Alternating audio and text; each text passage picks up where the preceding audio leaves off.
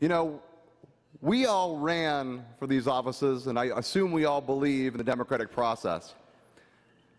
And this amendment, this appropriation that we're trying to remove, this appropriation is the height of political cowardice.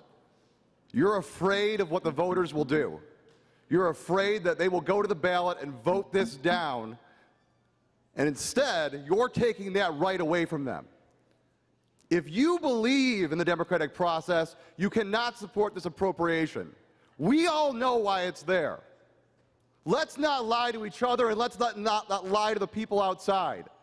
The reason this appropriation is in this bill is to make it referendum-proof.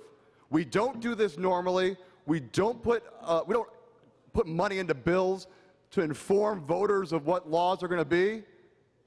Let's not lie to each other. Let's stand up and say we don't trust the voters. And let's be clear, last Tuesday, the voters said they don't trust us. And we're afraid of them, and that's why we're putting this in here.